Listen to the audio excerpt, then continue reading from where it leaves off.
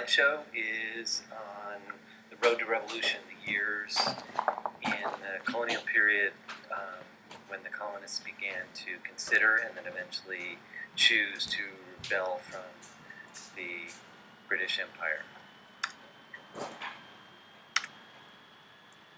There are a couple of questions that you should keep in mind as you're going through the slideshow, and when you're done with it, you should be able to answer in pretty good detail. The main one is, of course, why. Why did the colonies rebel against Britain? Within that, there's a little bit tougher sub-question. Was the rebellion primarily a political rebellion or an economic one?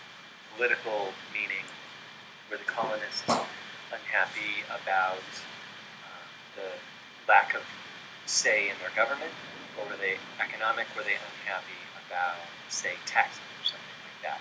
And the answer is probably both, but you want to kind of choose which one you think dominated and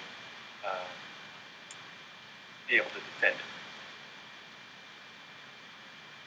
There are three or four questions that you should also be able to answer along the way. Early on, for many years, the British control over the colonies was very loose. Why was it loose? And then why did they end up tightening control? What would you say are the three most important events leading to the revolution to be able to justify the answer? Finally, what did each side want? Who was more reasonable? We tend to think of the revolution from the American side only, but it is very helpful to look at it from the British side. And in fact, we might decide that the British were as reasonable or had very good points that the colonists chose not to follow. Here's an overview. 2 centuries of history, a couple of slides. For about 170 years or so, just 160 years, the British allowed the colonies a lot of freedom. Not necessarily intentionally, but they did. And then in 1764, they tightened control. From that point on, the colonies resisted and eventually rebelled. So it's very important. Students often make the mistake of thinking that the colonies never wanted, that the British were unreasonable and the colonies never wanted, were fighting them from the beginning. But in truth, there were many decades and generations of where things were pretty smooth and they got along pretty well. It was only after 1764 that the problems really began. And here's a quick timeline, early 1600s, and that is when the first colonies were established. In 1754 to 1763, the French and Indian War takes place, and by 1775-76, the revolution has started. The key event in all of this that is going to kick off the trouble is going to be the French and Indian War. Here's an outline. We're going to talk about mercantilism and salutary neglect. We're talking about the French and Indian War briefly, and then the guts of the lecture is taxation and reaction, and then breaking law. Mercantilism and salutary neglect. The question is, why did the British want to control the colonies? And the answer is in a big word called mercantilism. Mercantilism has many specific definitions, but for our purposes, it is sufficient to just think the colonies exist for the benefit of the mother country. How did the colonies benefit? What had to happen for the English to benefit from the colonies? The colonies were supposed to provide natural resources. Those natural resources were supposed to be shipped to England and not elsewhere.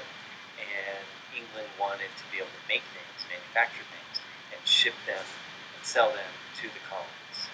So that's an answer to how the colonies benefited England. What had to happen for England to benefit?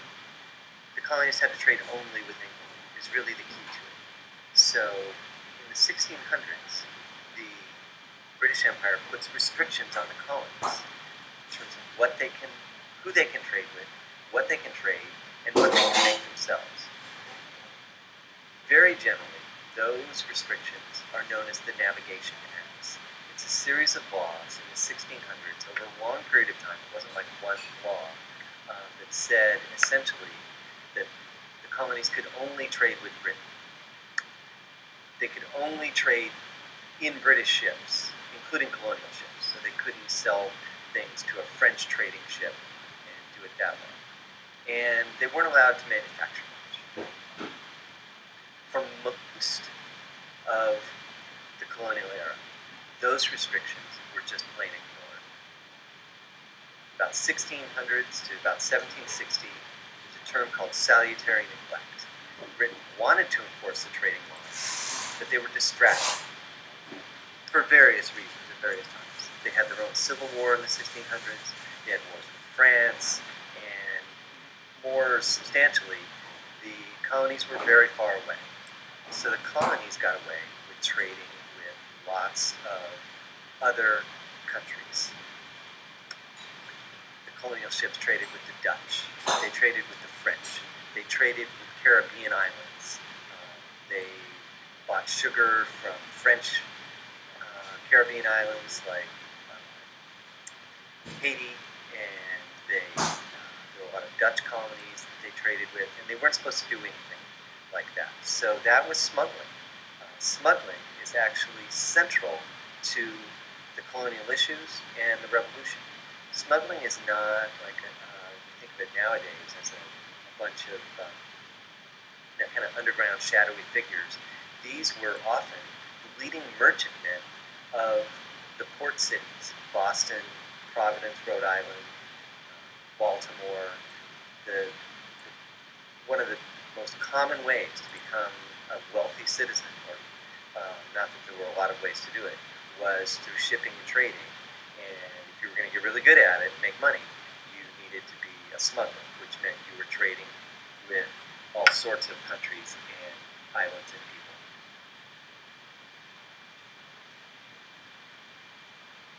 That state of affairs went on for many, many years. Britain wasn't particularly happy with the smuggling. They tried to stop it, but they put up with it and still benefited from having the colonies anyway.